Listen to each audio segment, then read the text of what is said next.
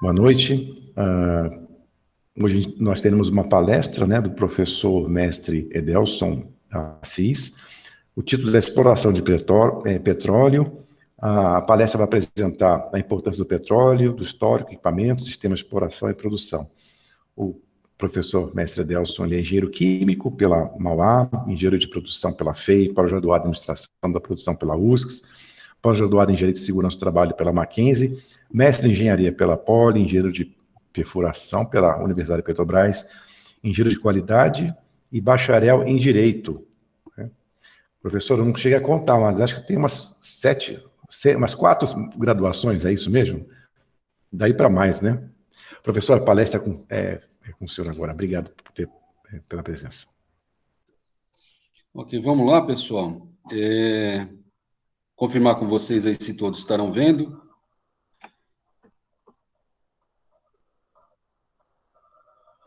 Todos estão vendo? Sim. Ok. Então, a minha apresentação já foi feita, né? Hoje eu atuo também muito na área de segurança, né? Meio ambiente e saúde, na Petrobras.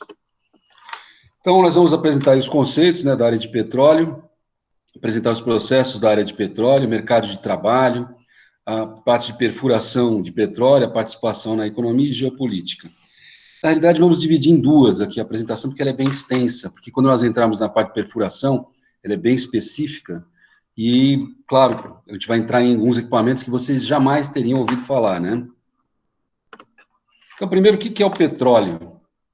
Né? De onde vem o petróleo?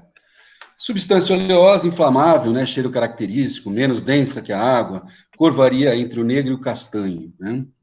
Então, teve-se muita discussão no passado, né? A origem dela é orgânica, que eu falo dessa origem no passado, que chegaram a existir teorias de que petróleo era de asteroides, por incrível que pareça, mas teoria é uma coisa, você depois tem que prová-la, tem que ter os dados, né?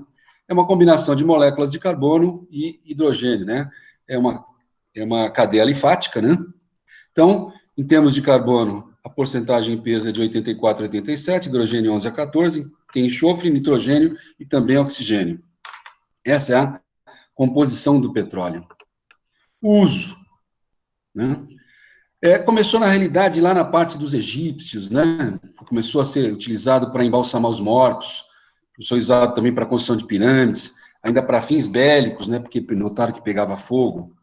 E indústria farmacêutica, tônico cardíaco, cálculos renais, dores, cãibra, iluminação. Pouca gente sabe, né, do uso, né, do farmacêutico, mas também é utilizado na parte farmacêutica. Claro que com a invenção dos motores a gasolina e a diesel, né, no século passado, começou-se a ter uma nova utilização. Então, por exemplo, plástico, borracha, tinta, corante, detergente, explosivo, produtos farmacêuticos, cosméticos. O pessoal associa muito o petróleo à gasolina, né? Ah, não, quando vai acabar o petróleo, a utilização, porque o carro elétrico vai acabar com a gasolina. Não se esqueça que os aviões usam querosene de aviação, que é AV, né? Você tem motores a diesel que podem continuar independente de ser utilizado com automóveis, né? E você tem toda uma segunda geração de produtos que é da indústria petroquímica. Então, a utilização ainda vai ser muito grande do petróleo, inclusive para atingir roupas, para o plástico, né? Para a nafta. Então, a utilização muito grande. Como é que é formado o petróleo? Então, muita gente pensa só lá nos dinossauros. Na realidade, a maior parte do petróleo vem do plâncton, né? Que são organismos, né, unicelulares, protozoários, silenterados, né? Que vivem, né, em águas doces ou salgadas, né? E eles vão, na realidade, se acumulando conforme morrem, né, nas bacias sedimentares. E eles se decompõem, né? E aí, conforme a pressão e atmosfera com milhões de anos, é que se forma aí petróleo. Lembrar o seguinte, que a África era colada aqui no Brasil, né?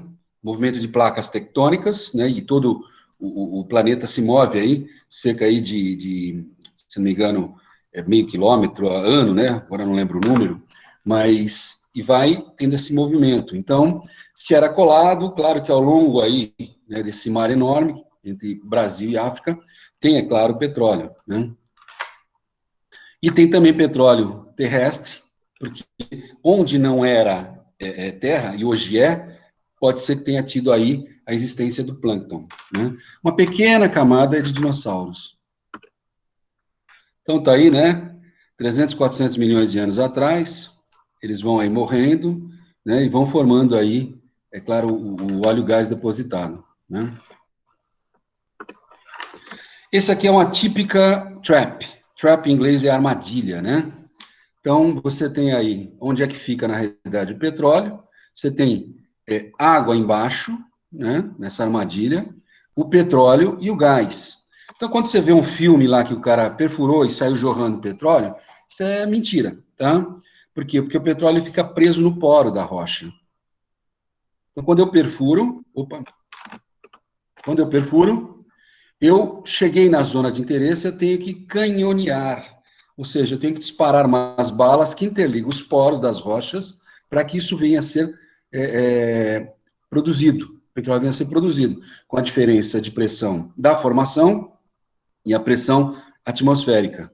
Então, o petróleo fica em poros, ele não fica ali, não é um líquido ali disponível, tal, que já vai subir, não. Aquilo não é técnico, aquilo não é científico.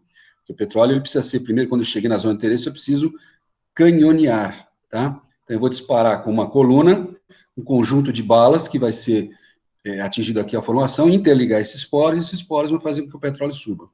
Primeiro sobe o gás, esse gás vai para um equipamento chamado well test, né? Que você pode queimar esse equipamento, queimar esse gás, se ele for de pouco interesse. Hoje se queima muito pouco, né? Só se for muito pobre, né? Ou então você separar isso em coalescedores e aproveitar esse gás. As reservas mundiais. Então, a primeira colocada ali é a Venezuela. Agora vocês podem entender o interesse na Venezuela, né? Então, se fala muito da Venezuela, mas os Estados Unidos não está preocupado com o venezuelano que está passando fome.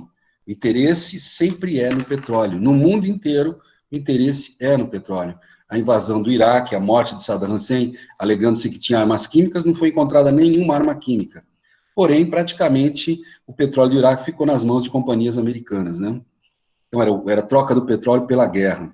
O Brasil ocupa aqui a 15ª colocação, na expectativa de criar muito, de aumentar muito, né, essas reservas, porque indícios fortes em Sergipe, né, ali no Sergipe, indícios fortes no norte de que se exista mais 2 pré-sais do tamanho que tem aí no Rio de Janeiro, né, Rio de Janeiro, São Paulo, né, e Sul. Essa reserva que existe aí, parece que ela pode ser replicada no Sergipe e também na região norte. As últimas descobertas foram muito boas no Sergipe, muito forte, né? Apesar que elas ainda não fazem parte do pré-sal, são ainda no pós-sal, né? Mas tudo indica que no pré-sal também existirá. O maior interessado no mundo em petróleo é os Estados Unidos, é o maior consumidor, né? Ele também é o maior produtor, mas aí, é claro, tem uma historinha interessante de que em 52, né, eu vou falar aqui o nome do político, mas ele alertava que os Estados Unidos não deveria gastar o seu petróleo, gastar o do mundo. Os Estados Unidos ele faz uma política dessa, de não parar, na realidade, a sua industrialização, ele não é muito favorável a controles ambientais, né, e que usar o máximo petróleo do mundo, né. Para quem é envolvido na área do petróleo, estuda muito petróleo, vê como os Estados Unidos movimenta as peças do xadrez mundial com relação ao petróleo, né, para interesses próprios. Outro muito forte também é a Rússia, né? E, é claro, o Oriente Médio. Com relação ao Brasil, né, a Agência Nacional do Petróleo informou, né, que a produção nacional em dezembro, né, isso aí é de 2018, atingiu 6,525 milhões de barris de óleo equivalente por dia, né? Então, para quem começou ali produzindo 2 mil barris dia, né, e hoje está com 3,5 milhões dia, é um avanço poderosíssimo, né, do Brasil. O Brasil hoje é o 8º produtor de petróleo, não significa reserva. Reserva é uma coisa, produção é outra. E aqui também uma informação, se vocês pesquisarem na internet, vai ver lá, ex-diretor do FBI, afirma que Trump quer guerra na Venezuela por causa do petróleo. Declaração que teria sido feita pelo presidente em 2017, está no livro de Andrew McCabe, demitido dias antes de se aposentar, né? Então, claro que o mundo inteiro tem sede de petróleo, tem interesse no petróleo e olha o petróleo dos outros países. Então, para que eu me sujeitar, na realidade, a uma guerra do Iraque, ou aquilo que fervilha o tempo inteiro lá no Oriente Médio, né, super sujeito aos desejos do Oriente Médio, se eu posso tomar o petróleo aqui da Venezuela, que está bem de baixo, né. Bom, com relação à Petrobras, né, na última década foi a empresa que mais descobriu, né, petróleo. Com o advento aí do pré-sal, né, o Brasil ficou numa situação de exportador de petróleo, ele era importador. E a Petrobras ganhou, claro, 3 OTC, Offshore Technical Conference, em Houston, né, como a melhor empresa na parte de perfuração de águas profundas. Ganhou 3 vezes. Esse prêmio é um Oscar, né, a gente chama como Oscar do petróleo, né. Então, ela tem um desempenho muito bom, né, nesses últimos 10 anos, com essas descobertas. O Brasil na OPEP, né, então, defende a entrada do Brasil na OPEP. É claro que eu acho que ainda não ainda está um pouco cedo, mas eu acho que se confirmado aí as próximas descobertas aí, no Sergipe e na região norte, pode ser que o Brasil passe realmente, de repente, a fazer parte aí da OPEP, né. Ele já é um exportador, né, ainda não significativo, né, não tem um grau significativo, mas já é exportador. O Brasil precisa, na realidade, de exportar suas commodities, né. Com relação à exploração, né, primeiro você tem que ter um trabalho geológico, né, você utiliza aí a parte com ultrassom, né, equipamentos que com a reflexão do som, você consegue mapear as possibilidades de existência, né, onde pode existir o petróleo. E você depois confirma com o Poço Pioneiro, nós vamos falar um pouco mais lá na frente do Poço Pioneiro. Então, primeiro trabalho é geológico, nos locais onde você vai mapear as possibilidades. Conforme a maior possibilidade, você dá início à perfuração. E você vai confirmar essa situação geológica, na realidade, quando você fizer a perfilagem do seu poço. Perfuração, a primeira que se tem, né, na história foi do Coronel Drake, né? As primeiras perfurações foram à base de percussão, nós vamos também ver isso aí na parte de perfuração. Então, essa, na realidade, era a coluna de perfuração à torre, né, do Coronel Drake, 1859. Essa é a primeira notícia que se tem de perfuração. Com relação às plataformas, né, nós temos aí plataforma fixa, né, alta elevatória, a gente chama também de jaqueta. Essa é para lâminas d'água pequenas. O que é uma lâmina d'água? Lâmina d'água é uma distância aqui onde está a superfície da água e o solo, tá? Se você tem uma lâmina d'água pequena, né, você coloca uma plataforma do tipo fixa, jaqueta, né? Uma alta elevatória, também utilizada um pouquinho, com lâminas d'água um pouquinho maiores. Aí, quando você tem maiores lâminas d'água, você vai usar uma semi-submersível. Ela já tem aí 2 pantuns, né? Cada lado tem um pantum, que é um submarino, e você utiliza aí 8 âncoras, elas são ancoradas, né? Da ordem de 300 toneladas a unhada que você usa para poder fixar a âncora e manter essa plataforma com pouco movimento, né? E aí você pode perguntar, poxa, mas e se tiver movimento do mar, né? Você tem um sistema compensatório aqui, nas 4 pontas aqui da plataforma, com fluido hidráulico, que você chamado heavy de onda, né?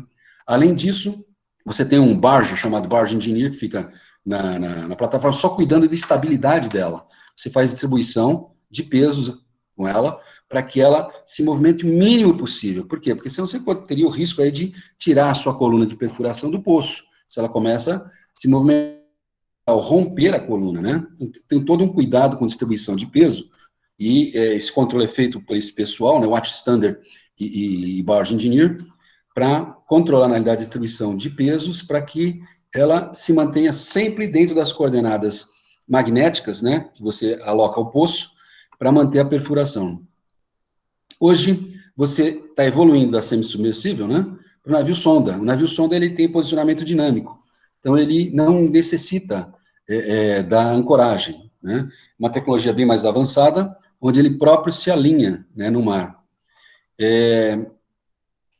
Hoje utiliza-se bastante já os navios sondas, mas utiliza muito a semi-submersível. Nosso petróleo mesmo está no alto mar, né? Então, nós temos altíssimas lâminas d'água. E o Brasil, né, ainda era uma propaganda nossa, que era no Everest, quando você colocava várias bandeirinhas de vários países que chegavam, a gente colocava, no Everest todo mundo chega. Aqui, a 2.000 metros de lâmina d'água, só brasileiro.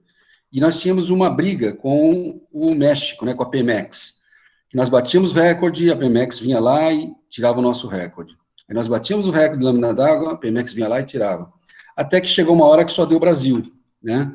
Mas a último recorde nós perdemos para a Shell, né? Nós tínhamos o maior recorde de lâmina d'água profunda do mundo, né? Mas a última perfuração que se tem de lâmina d'água está com a Shell, mas logo, logo a gente toma de volta. Sistema de produção. Como é que funciona, na realidade, o sistema de produção? Você tem normalmente uma plataforma, né, que ela perfurou, encontrou, fez todos os testes de pressão, né, o poço, na realidade, ele é econômico, né, ele é viável economicamente, então essa plataforma deve fazer o seu DTM, né, desmontagem, transporte e montagem para um outro local de interesse. Então, ela deverá sair, mas antes ela tem que se conectar com o navio. Ela vai se conectar com o navio, esse navio vai, na realidade, manter esse poço, até que se faça a conexão com plataformas através de árvores de Natal. Árvore de Natal porque é um conjunto de válvula, que fica no fundo, né, e com tubulação flexível, com outra plataforma de produção. Esse aqui é o sistema de produção de albacora, né, já na sua fase 2, tá? Então, já tem aí os manifolds instalados. Manifold quer dizer um conjunto de válvulas também, tá? Já tem aí as árvores de Natal, já está em processo de produção. Então, o óleo vem à superfície espontaneamente, tá? Pela pressão da formação. Então, tem uma pressão da formação, tá? E ela faz com que suba. Você, na realidade, quando perfura, você primeiro pega um testemunho com uma broca de diamantes, que é um diamante, na realidade, artificial, não é um diamante mesmo, né? Ele é produzido industrialmente. Você coleta essa amostra para ver, na realidade, os poros, análise dos poros, e depois você faz o canhoneio. Feito o canhoneio, você vai fazer os testes de pressão. Isso leva alguns dias, tá? Para ver se ele é viável economicamente. Ele pode não ser agora. Então, esse poço vai ser fechado, e quando o mercado internacional tiver um preço interessante, ele volta a ser utilizado, tá? Então, se esse poço, lá na frente, eu boto ele para produzir, né? Coloco ele para produção, e ele vai perdendo essa pressão, eu posso ter uma recuperação secundária, posso ter aí uma injeção de vapor, posso ter injeção de algum fluido que faça com que diminua a viscosidade e, novamente, ele volta a produzir, né? Ou posso injetar algum líquido, água, posso fazer uma recuperação secundária ou terciária desse poço. É aquilo que como o professor Carioca falou, né? Apertar a pasta de dente lá no finalzinho, dá para tirar a última pastinha, né? Então, quando isso não ocorre, a gente pode usar essa elevação artificial. O bombeio mecânico é feito por meio de cavalo de pau, isso para a área terrestre, né? E ela tem tecnologia própria, né, na produção marítima. Tem sistemas flutuantes de produção que são muito utilizados aí na bacia de Campos. Você pode ter poços que tem muito gás e pode ter que tenha muito mais óleo. Então, isso varia, né, na realidade, da quantidade ali, o interesse comercial dele. Só que você tem que tomar muito cuidado, porque durante a perfuração você pode pegar H2S, e H2S pode explodir uma plataforma. Então, você pode estar numa situação de kick em inglês é chute, né, que é ameaça de blowout, que é uma explosão. Então, você tem que combater esse gás que começa a subir, às vezes, da produção, quando você está perfurando, com bentonite e baritina, que fazem parte do fluido de perfuração. Se você não tiver sucesso, na realidade, no combate, você vai ter que fechar o poço. E se você não tiver sucesso no fechar o poço, você pode explodir e morrer todo mundo. Então, o risco existe, é grande, e o cuidado com a segurança, assim, máximo, né? Bom, depois de perfurado, produzido, a gente tem que refinar, né? Então, o refino é constituído de uma série de operações beneficentes às quais o petróleo bruto é submetido, né? E você tem aí os produtos do refino. Então, você tem produtos primários, o refino é a fase primária, né, da nossa produção. Refinar petróleo é separar as frações. Então, o que que acontece? É como se eu tivesse uma panela de pressão e eu colocasse nessa panela de pressão algumas saídas, tá? Então, essas saídas, quando atingir determinada temperatura, sai um certo produto. Quando eu aqueço mais, esse vapor vai subir, né, vai passar por um refervedor, vai condensar. A parte leve continua subindo nessa temperatura, a parte mais pesada, ela fica nesse refervedor, e eu vou tirando ela, né, nessa saída. Então, por isso que eu tiro lá o mais pesado embaixo e o mais leve, né, lá em cima. Isso dessa panela de pressão, como se tivesse vários estágios. Esses estágios são pratos, tá? São pratos realmente que são constituídos de refervedores. Então, a primeira etapa do processo de refino é a destilação primária. São extraídos aí o petróleo, as principais frações que dão origem à gasolina, o óleo diesel, a nafta, as solventes, a querosene, o de eliminação e de aviação, e o GLP, o gás de cozinha. Em seguida, o resíduo dessa destilação, ela vai para ser processada na destilação a vácuo. Porque eu posso ter destilação a vácuo, posso ter também por temperatura, né? Na qual é extraída do petróleo mais uma parcela de diesel, além das frações de um produto pesado chamado gasóleo, que aí vai para lubrificante ou processos mais sofisticados, como craqueamento catalítico. E o gasóleo ainda eu retiro dele uma parte de GLP, né? Gasolina e óleo diesel. E o resíduo pode ser usado como os asfaltenos, né? A produção de óleo combustível, que é muito utilizado nos Estados Unidos, ele compra o nosso óleo combustível, porque lá tem um frio muito grande, lá na realidade não tem hidrelétrica, né? Eles usam muito a termoelétrica, então é queimado o óleo combustível. E você tira o asfalto, que vai ser para fabricação, para ser utilizado, perdão, nas estradas, né? Então ela produz, a Petrobras, mais de 80 produtos diferentes, né? Os rendimentos obtidos em derivados em relação ao petróleo dependem do tipo de petróleo e da complexidade da refinaria. Você tem aí o petróleo baixaqueiro, que é um petróleo pesadíssimo, e tem o árabe leve, né, que é bem fácil de você fazer aí o refino.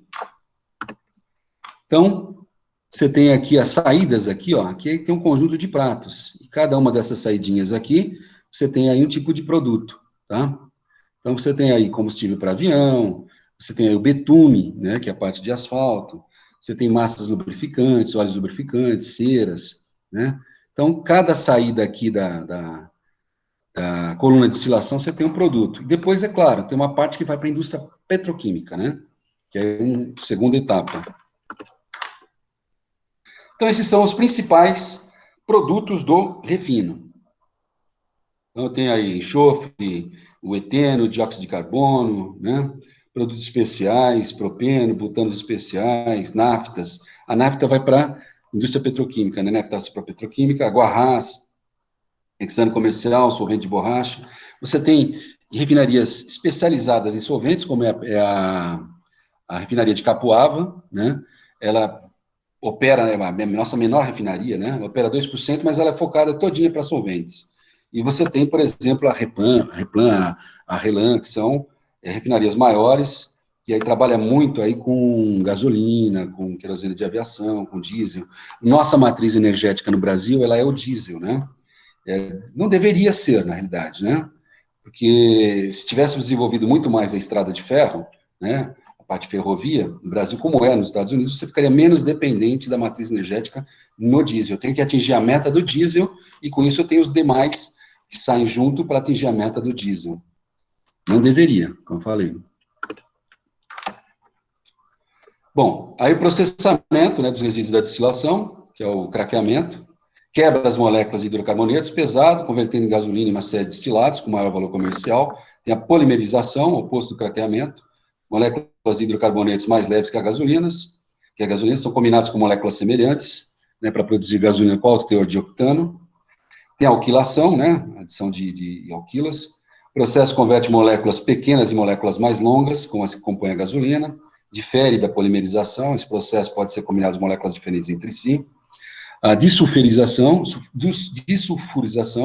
óleo crudo e derivados podem conter uma certa quantidade de composto de enxofre, gás sulfídrico, mercaptana, sulfetos, diversos processos são usados para disulfurizar esses produtos, né? A dessalinização, né, para remover o sal e a água, né, do óleo cru. Na realidade, a dessalinização ela já é feita em terminal. Então, você, por exemplo, em São Sebastião, nós temos lá uma dessalgadora, quando entra o petróleo, ele vai passar primeiro para essa dessalgadora, para retirar essa parte de sal, antes de enviar para a refinaria. Então, está aqui, na realidade, aí uma planta, né, de uma refinaria, né? Aqui, acho que é a Replan, né? Está aqui a Replan. Então, o tamanho de uma refinaria. E aí, aspirações de topo, né? Separação de hidrocarbonetos, né? Os processos de destilação atmosférica e destilação a vácuo. Né? Dessalgação a gente já falou, né? Depende muito aí o sucesso do pH. pH é o antilogaritmo da concentração de hidrogênio iônica, né? pH mais pOH igual a 14. O pH, quando ele é ácido, ele é abaixo de 7. Quando ele é acima de 7, ele é alcalino. Então, tem uma destilação atmosférica e aqui a destilação a vácuo, tá? Bom, craqueamento térmico, né? Aquecido gasóleo pesado, resíduo de vácuo. É um reator para que haja reação de quebra. Os produtos são levados a um tambor de flash. Os produtos leves vaporizam e são coletados. E o catalítico otimiza a produção de gasolina de alta qualidade, né? C3 e C4 quer dizer o seguinte, que tem 3 moléculas de carbono e aqui 4 moléculas de carbono, tá? Então, você tem aqui o propano, né? E aqui o butano, né? E a produção de olefinas, tecnologia Petro-FCC, né? E tem algumas tecnologias aí, né? E o petróleo, quanto é que eu aproveito de cada barril, né? 7% vai ser de LP, gasolina 16%, naftas e solventes, querosene 4,7%, óleo diesel 34%, derivados diversos 6,7%, 1,2% de óleos lubrificantes e parafinas, 16% de óleos combustíveis, 1,8% de asfaltos. Todo petróleo vai dar isso? Não, depende do petróleo. Eu tenho petróleos com rendimentos melhores, por exemplo, os árabes leves, e tenho petróleos que são esses da Bahia, por exemplo, que são petróleos mais pesados, com rendimentos piores. Bom, e aí, é claro, a gente fica com aquela pergunta, né, que você tem que perfurar, colocar para produção, né, refinar, transportar até uma refinaria, refinar, transportar para sua distribuição. E aí, é claro, o preço que sai da Petrobras, ele é baixíssimo, acho que não chega a R$2, mais barato que uma água, que o cara só retira água, né? O que causa o preço caro do combustível é, primeiro, os impostos, né? Os impostos que você tem aí, os ICMS, você tem ISS, você tem os impostos federais, né? Tem muito imposto. Então, praticamente, um outro preço é formado do imposto. Ainda tem o lucro do distribuidor, da distribuidora, do próprio posto, né? Que aí acaba encarecendo o produto. Mas a Petrobras, ela fornece ao mercado produto barato, né? Ela cumpre o seu papel, digamos assim. Né? Ela só aumenta, na realidade, o dela. Mas aí, se baixar imposto, tirar todo esse imposto que tem no produto, ela fica barata. A cadeia petroquímica, né? Nós temos aí, né, os petroquímicos básicos, né? Tem aí as resinas, né? Porque você tem a extração do petróleo, vai passar pela refinaria, né? Pela central de matéria-prima, vai para a petroquímica básica, né? E aí vai ter as resinas, a caprolactama, que vai gerar o nylon, os transformadores de plástico. Isso aqui já é tudo segunda geração de produtos, né? Aí você tem a parte de cloro-soda, né? Você vai ter lá o cloreto de polivinila, né? O PVC. Então, você tem aí a fabricação de sabão, detergente, remédio, tratamento de águas, indústrias diversas, né? São os produtos que vêm aí do cloreto de polivinila. Então, tem toda uma segunda fase. Então, o que você pensar na realidade, você olha para a minha roupa, né? Pô, será que tem petróleo aqui? Tem corante, né? Pô, se eu pensar numa roupa, tem resina, né? Pensar no carro, mas o carro tem também o estofado. Aí tem a parte plástica, tem a borracha, o buna, né? Butadieno, nátrium. Então, para você pensar, praticamente, hoje se encontra alguma coisa ligada a petróleo. Então, aí tem a nafta bruta, que vai sofrer a pirólise, fracionamento de olefinas, né? Fracionamento de naftas. E vai ter aí os extratos, né, de aromáticos. O que é o aromático? É todo aquele produto que tem o quê? Um benzeno, tá? Que é um balãozinho, né, com uma bolinha no meio, que é o símbolo do benzeno. Você tem ali 6 carbonos, né, interligados por ligações duplas ou até triplas, né? Podem ter até, normalmente tem três duplas, né? Se você tiver uma tripla, aí provavelmente já quebra o aromático, né? E aí você tem os produtos butadieno, buteno, os poliisobutenos, rafinado, resina, etileno, propileno químico, propileno polímero, resíduo aromático, hidrogênio, penteno, benzeno, tolueno, xileno, ortoxileno, resíduo leve. Bom, é claro que o benzeno e os aromáticos são o quê? São carcinogênicos. São produtos que exigem pelas normas ANR15, da portaria 3214, né, de segurança do trabalho, vai exigir o quê? Exige que você tenha um programa de controle médico de saúde ocupacional específico para o benzeno, né, PPEOB, é o Programa de Prevenção de Exposição Ocupacional ao Benzeno. Então, aqui gera aposentadoria antecipada, gera câncer depois de algum tempo, e pesquisas demonstram também, tem alguns trabalhos nos Estados Unidos, que todos os trabalhadores que se envolvem, na realidade, com gasolina ou derivados de petróleo, acabam gerando problemas de câncer no fígado, né? Porque, na realidade, quando você está no terminal, numa refinaria, ou mesmo na produção, você respira o tempo inteiro aquele cheiro de gasolina, né? Não tem como evitar. Esse contato pode, na realidade, corpos suscetíveis, né, a desenvolverem células cancerosas em função da exposição a derivados de petróleo.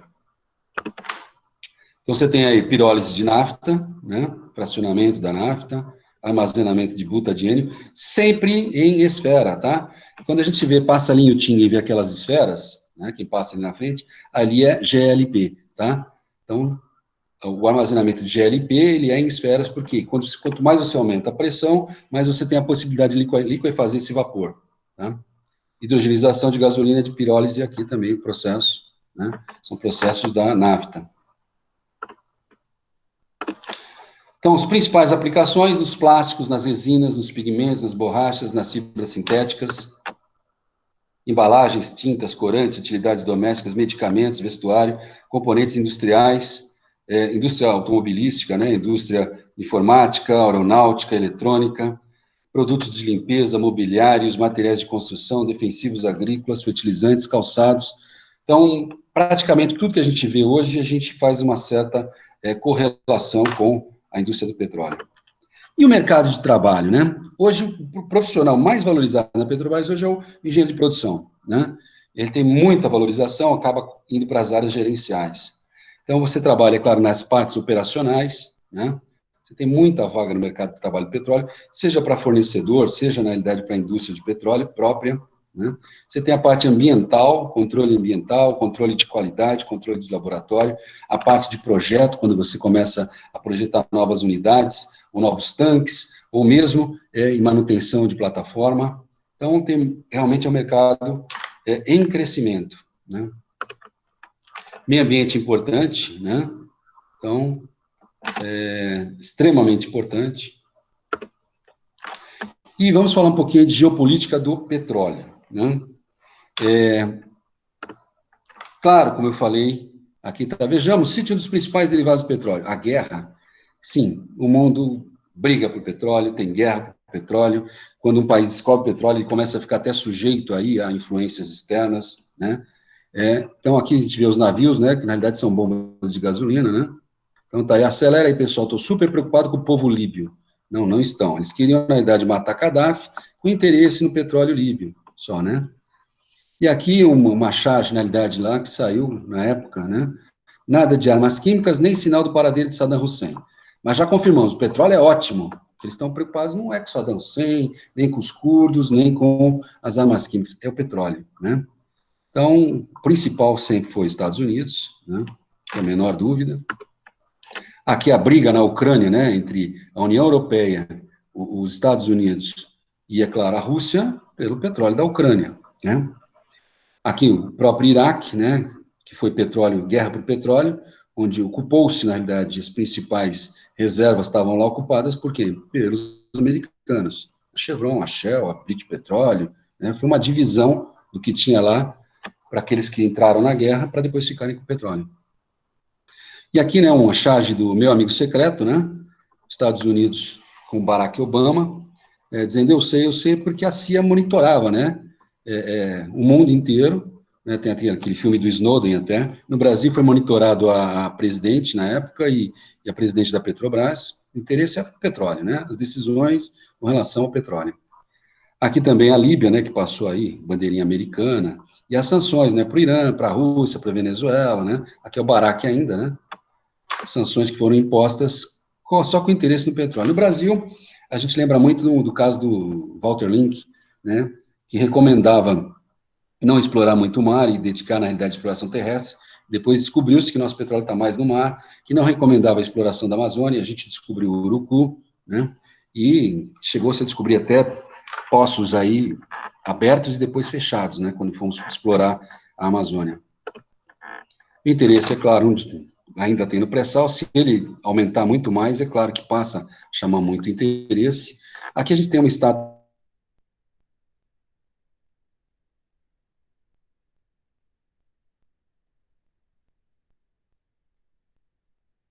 né, indo aí com uma lobista chamada Patrícia Padrão, ligada à Chevron, quando ele apresentou para retirar, na realidade, a própria Petrobras da participação de 30% nos principais postos do pré-sal, né. Vamos dar um início aqui, nós não temos tanto tempo assim, mas acho que podemos, pelo menos, iniciar um pouquinho para falar sobre a perfuração. Como é que funciona? Como é que a gente consegue chegar lá e encontrar o petróleo? É uma tecnologia que ela é muito semelhante àquela busca, na realidade, do espaço, né? Então, primeiro, não existe um registro efetivo, né, da perfuração do primeiro poço. Os chineses, 256 a.C., utilizavam o processo rudimentar de percussão, né? Na verdade, buscavam o quê? Água. Eles procuravam água em algumas centenas de pés. E aí, em 1859, o Coronel Drake, com madeira, bambu, fibra de vegetal na construção da torre, coluna e cabo de perfuração, foi o primeiro poço efetivo. Usava o quê? Percussão.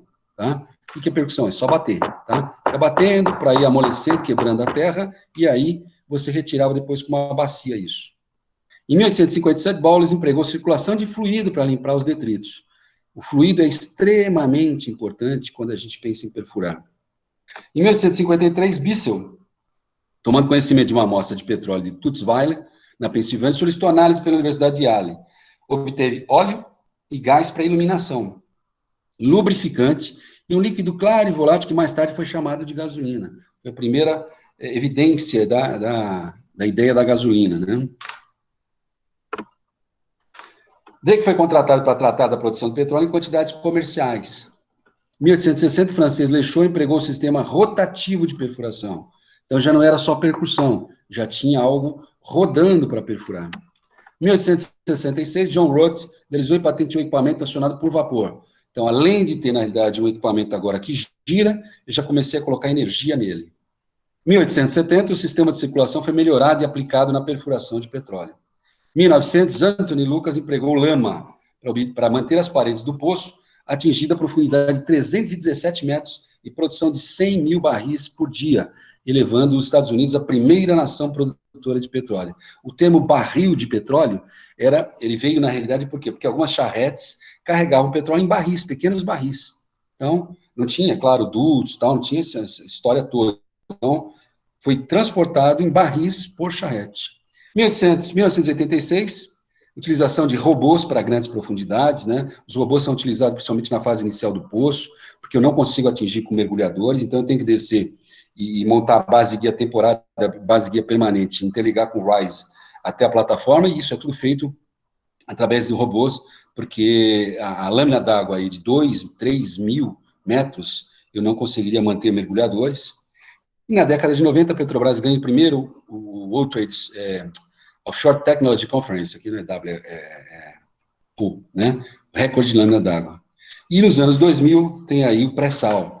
Normalmente se perfurava e parava aí sem atingir o pré-sal, porque você vai pegar uma formação onde tem sal que pode desmoronar. Então você tem que ter coluna especial que resista a altas temperaturas, altas pressões. Você tem aí uma formação que pode desmoronar e acaba quebrando sua coluna de perfuração. Então, tem todo um risco associado. Então, se parava no pós-sal e hoje a gente ultrapassa o pré-sal, né? Então, aquela figura, né, da primeira perfuração, Coronel Drake. A gente já falou do que é o petróleo, né? Já mostramos que o primeiro passo é o geológico, né? Temos que... Isso aqui eu posso ter todo um levantamento, ter uma grande esperança de ter realmente petróleo e não ser petróleo, tá? Pode realmente dar seco. É uma exploração de risco. Os poços, eles podem ser exploratório, pode ser um de desenvolvimento, pode ser de uma extensão e pode ser especial. O exploratório é o pioneiro, né? Praticamente estou explorando ali. E aí eu vou começar a furar outros próximos para ir desenvolvendo, e depois eu posso estender. Eu vejo até onde vai essa reserva, esse poço, né? E posso ter especial, que posso, por exemplo, estar com kick, um blowout, explodir uma plataforma, eu vou chegar com uma outra plataforma, vou perfurar, vou invadir esse poço e vou combater esse gás que está vindo de lá, que está gerando esse fogo nessa plataforma. Isso é um especial. Como eu posso fazer um poço direcional, a gente vai ver aí na frente, e o poço ele não é só vertical, eu posso fazer um poço horizontal, e tem técnicas para isso. Então, explorar as formações da área em estudo. Esse é o primeiro poço, é o pioneiro, né? Pode ser estratigráfico, ou seja, eu fiz o estudo geológico, eu vou confirmar agora esse poço, tá? Através de avaliação geológica, através da perfilagem, para ver se realmente aquilo, em termos de formação rochosa, bate com o meu primeiro estudo geológico. Tá? Eu vou perfurar e vou fazer a avaliação, na realidade, vou fazer uma perfilagem. Qual é o perfil desse poço? Eu vou perfurando, e vou avaliando se está batendo com aquilo que eu esperava em termos de formação. Claro que o petróleo, eu espero eu achá-lo em arenito, né, calcarenito. Eu não vou encontrar petróleo em folhedo, muito difícil encontrar em folhedo. Então, se realmente a bacia está batendo com a formação rochosa que eu espero, ok. E durante a perfuração, a lama me traz cascalho lá do fundo, né, onde o geólogo que fica na plataforma, ele avalia, na realidade, se a nossa perfuração está batendo exatamente com aquilo que era esperado. Então, ele recolhe a lama, recolhe algumas formações, e essas formações rochosas são estudadas pelo geólogo. Inclusive, você vê, quando você está perfurando, você vê, às vezes, folha, né, nessa rocha de milhões e milhões de anos, está lá a rochinha com a folhinha lá, você tem fóssil. E o pioneiro, primeiro poço perfurado numa área em busca da jazida. A locação do poço é feita associando-se os dados obtidos do poço, através da estratigrafia, né? E da geofísica que se vai bater para você poder realmente continuar com a sua perfuração.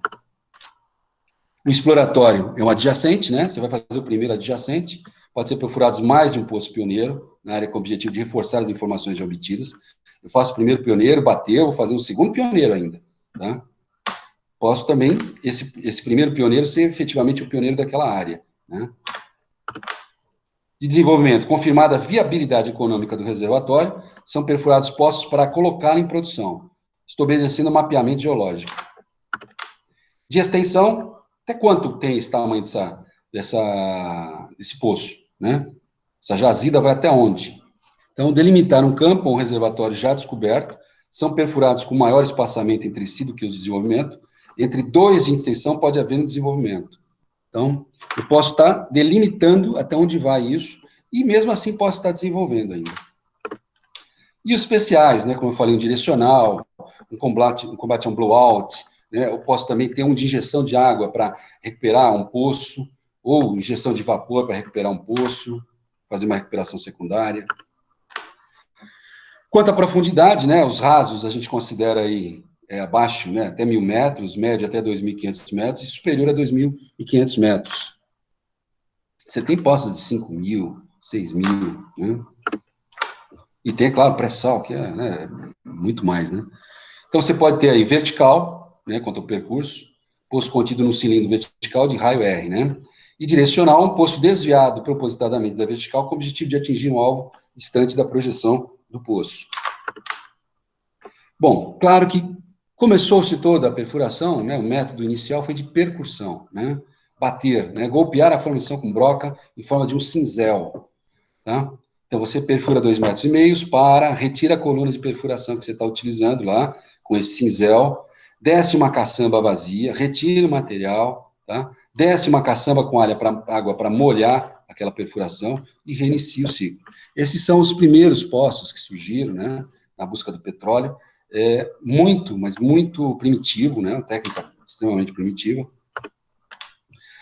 Você tem um custo baixo, né, com desmontagem, transporte e montagem, né, tem alta taxa de penetração, o dano das formações é desprezível em função da água doce, salgado com perfuração, tem dificuldade para análise da formação, porosidade, permeabilidade, amostra pequena, dificuldade se você tiver pego, né, um gás que pode explodir, né, um blowout, um kick. A rotação já é o primeiro avanço, né, da perfuração. Nós temos agora, recentemente, novos avanços ainda, né, as técnicas continuam avançando, né. Provém da mesa rotativa, eu tenho uma mesa com motor, tá, onde eu vou colocar uma coluna. Na ponta dessa coluna vai ter uma broca, né. Interligado com essa coluna, eu vou ter a entrada de quê? De uma lama, tá, para que essa lama vai descer e vai no espaço anular do poço, entre a broca e o próprio poço, trazer o cascalho para cima, né? E essa lama ajuda a manter a estabilidade das paredes, além de lubrificar a coluna, além de trazer o cascalho e evitar, claro, o risco de explosão. Então, na parte superior da coluna de perfuração, tem uma haste hexagonal, né, que desliza livremente dentro dessa mesa. Essa mesa, eu acelero ela para ir perfurando, vou dar peso e rotação nela para ir perfurando. Isso, é claro, eu posso ter na parte terrestre, eu posso estar lá no meio do mar, né, numa plataforma. A mesa transmite a rotação à haste, que por sua vez transmite a coluna de perfuração e faz girar a broca. Aí você pergunta, mas e esse líquido que entra, que vai até a broca, por onde ele sai? Na broca tem 3 furinhos, né? Por esses 3 furos é que sai, na realidade, a lama, que vai amolecendo a formação e ajudando a você poder perfurar, a desgastar, ter o desgaste. Além do que, se eu tamponar um dos furos, a broca começa a ganhar angulosidade, e aí que começa a fazer, por exemplo, um poço direcional, não um poço vertical, mas um poço já horizontal, começa a ganhar um certo ângulo. A coluna de perfuração exerce ainda 2 outras importantes funções, né? Ela dá o peso e a circulação da lama, que são extremamente importantes. Todo o conjunto constituído pela broca, coluna de perfuração, haste, cabeça de injeção, fica suspenso por um gancho, e ele é movido por um sistema de polias. A gente vai ver todos esses desenhos em um filme, né, chamado Catarina. O bloco se apoia na torre, por sua vez, transmite toda a carga à subestrutura, e esta a fundação ou a base, né? Então, permite rapidez nas operações, permite perfurações de grande diâmetro, permite retirada contínua do cascalho, possibilita perfurações de poços direcionais, permite controle de fluidos de formação, evita o blowout, permite alcançar grandes profundidades.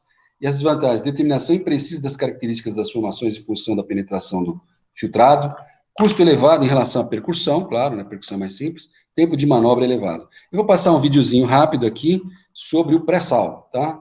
A gente vai dar uma parada aqui, depois nós vamos continuar.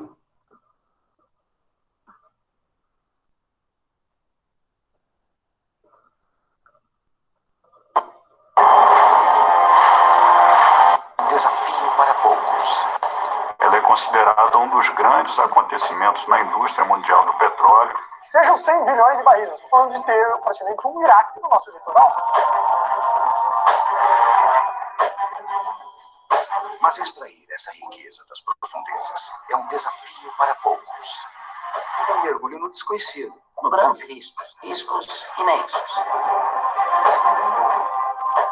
Um desafio no limite do conhecimento humano. A viagem do homem para descobrir e produzir petróleo no fundo do mar é uma viagem que guarda semelhança com a viagem do homem para explorar o universo. A conquista dessa nova fronteira também traz uma grande ameaça. Não existem atividades imunes a acidentes. Se aconteceu no Golfo do México, pode acontecer em qualquer lugar do mundo. Com tantos riscos, vale a pena explorar essa nova fronteira. Você tem que desafiar aquilo que já existe de forma a construir o novo. E a expressão mágica é por que não?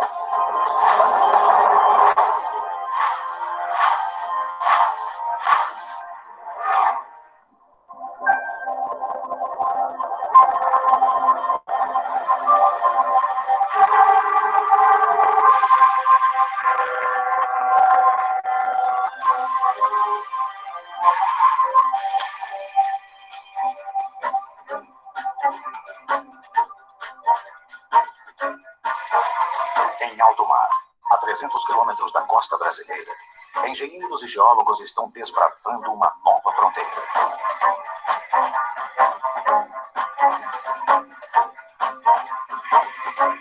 Aqui, a quase 7.000 metros de profundidade, está a maior reserva de petróleo encontrada no planeta nos últimos 10 anos.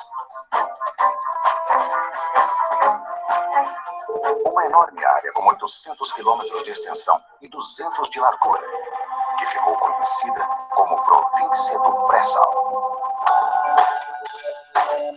No auge da crise do petróleo, na década de 1970, o Brasil descobriu as primeiras jazidas na Bacia de Campos, litoral do Rio de Janeiro, que representa mais de 80% da produção nacional. Buscando petróleo em águas cada vez mais profundas, as reservas brasileiras chegaram a 15 bilhões de barris.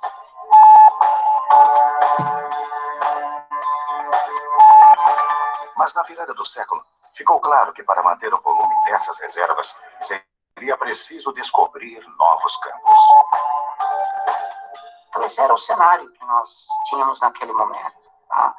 De buscar exatamente grandes reservas, com grandes riscos imensos. Os geólogos tinham uma ideia de onde procurar. Durante a separação dos continentes, há 130 milhões de anos, formaram-se grandes lagos entre eles. Ali viviam algas, bactérias e outros organismos que, depois de mortos, se depositavam no fundo e deram origem ao petróleo.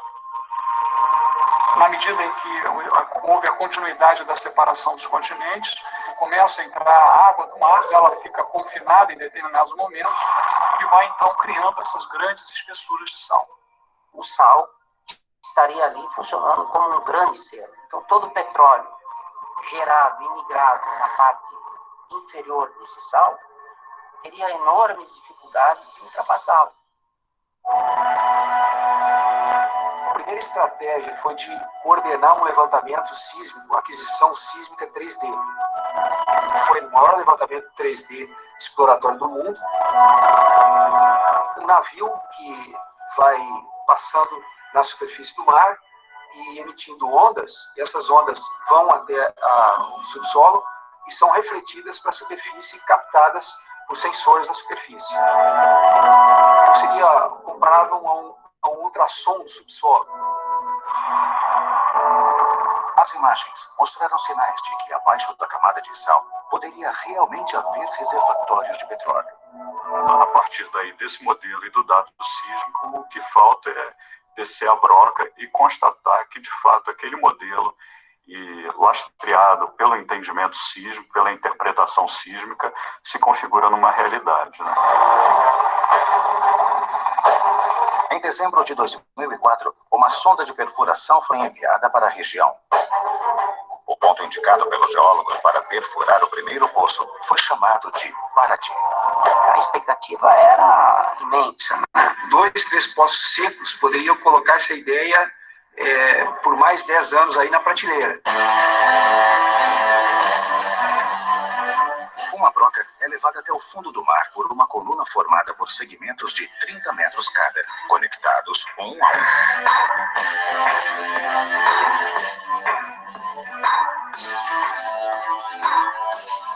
Depois de um mergulho de 2.000 metros até o solo marinho, começa a perfuração. A primeira camada de rocha a ser atravessada na região do pré-sal tem aproximadamente outros 2.000 metros. E aí vem o grande desafio, a camada de sal. Existe sempre uma rivalidade, né, entre o sal e a perfuração. Na perfuração, o sal se transforma em matéria plástica, pastosa.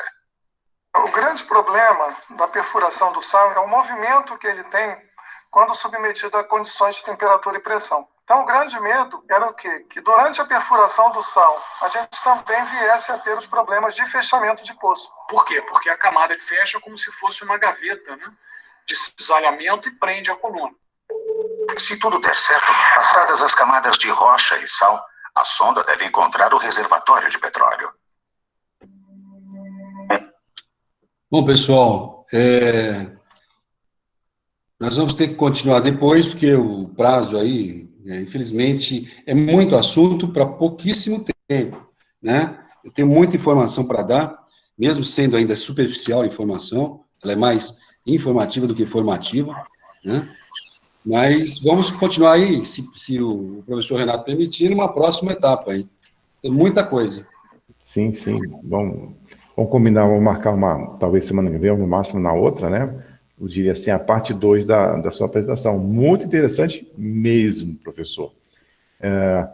Pessoal, eu vou, apesar do horário, de quase 7 horas, eu vou abrir perguntas, tá? Então, quem quiser fazer uma pergunta, se quiser escrever no chat. E, enquanto isso, eu quero fazer a primeira pergunta, professor. Você comentou a questão da geopolítica, né, e tudo mais. Vou fazer uma pergunta. Existe um discurso que a gente escuta muito assim na televisão, né, que a variação da gasolina no Brasil tem que seguir o preço do petróleo internacional. Como é que é essa questão? Isso, de fato, é necessário, né, no seu ponto de vista? Qual a sua avaliação? Porque nós, enquanto consumidores, só vemos a gasolina subir, né? O dólar sobe, a gasolina sobe. O dólar cai, tá certo? Então, qual a sua avaliação com relação a essa questão? Claro que boa parte dos equipamentos, né, por mais que você tente desenvolver a indústria de engenharia aqui, você precisa ainda importar equipamentos, e é pago em dólar. Então, você tem custos em dólar.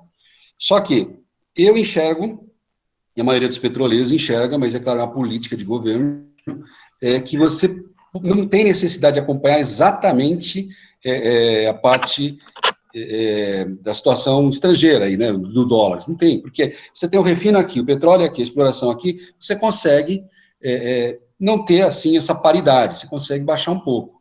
Eu entendo assim, nós defendemos assim, os petroleiros defendem assim, mas é uma política de governo, não é decisão sua, né, nós somos técnicos. Mas é claro, a Petrobras também não pode ser asfixiada. Se ela não ter, na realidade, uma atualização dos seus preços, você asfixia e para a perfuração. E aí o Brasil pode voltar 20, 30, 40 anos atrás se parar isso, né? É uma riqueza incomensurável o petróleo, né? Você não pode perder isso aí. Agora, é claro, eu acho que você consegue ter aí um deltazinho de distância em relação ao mercado internacional, porque está tudo aqui, né? A única coisa que eu preciso é de alguns insumos, alguns equipamentos que eu preciso importar, que aí esses eu não fabrico no Brasil, né? Tá certo, tá certo. Estou olhando aqui no chat, o pessoal ainda não chegou a fazer uma pergunta, mas assim, a gente vai ter que encerrar porque 7 horas é o horário limite.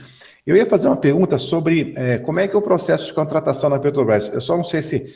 Eu queria fazer essa pergunta, só não sei se você responde agora ou na próxima, na próxima apresentação. Como é que faz para trabalhar na Petrobras? Como eu falei no começo, meu pai trabalhou na Petrobras, né? Na época não tinha concursos, 50, 60 anos atrás, não havia concurso público, né? Eu sei que agora tem o processo seletivo, e como é que esse processo funciona? Isso é publicado? Como é que você tem informação sobre isso? A Petrobras lança edital, né, concurso, você vai fazer uma prova, não é fácil, tá? Tem que estudar, mas também não é impossível. Você só precisa de uma vaga. Quando alguém me pergunta, fala comigo de concurso, fala, tantas pessoas para 300 pessoas para uma vaga, mas você precisa de quantas vagas? Você precisa de uma, você precisa ser o melhor, né? Basta estudar.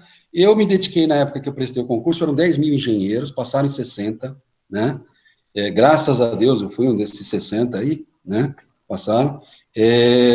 Eu estudei 3 meses, me dediquei 3 meses, fechei para o mundo, né? Eu trabalhava na Ripasa, mas chegava toda noite eu estudava. Então, aí fui lá, fiz a prova e passei, né? Então, não é fácil, mas agora tem todo um mercado, né, em torno da Petrobras. Você não precisa ser funcionário da Petrobras, você pode ser uma empresa prestadora de serviço. Tem várias empresas prestadoras de serviço. Então, você tem plataformas contratadas, hoje com engenheiros de petróleo, né, que na realidade, são terceirizadas pela Petrobras. Ela não tem só a plataforma dela, ela tem outras também que ela contrata. E aí tem engenheiros de petróleo nela. E é difícil encontrar no mercado do Brasil. Tem poucos cursos na área de petróleo no Brasil. Então, é um mercado que, aos poucos, está se abrindo cada vez mais e está em expansão. E você não precisa trabalhar, na realidade, lá numa plataforma, você pode trabalhar na parte do meio ambiente, pode trabalhar na controle de qualidade. O mercado é grande. Eu acompanho muito o mercado do Clique Petróleo e Gás, a revista. Toda hora tem oportunidade de empregos, e bons empregos. Vamos falar mais sobre isso na parte 2. Professor Adelson, agradeço muito a sua apresentação dessa primeira parte da sua palestra. É um assunto muito, muito interessante, muito empolgante, né, e vibrante. Agradeço a presença do pessoal, né, dos estudantes, demais docentes que acompanharam a palestra. Eu vou interromper a gravação, tá certo? Deixa eu parar aqui a gravação.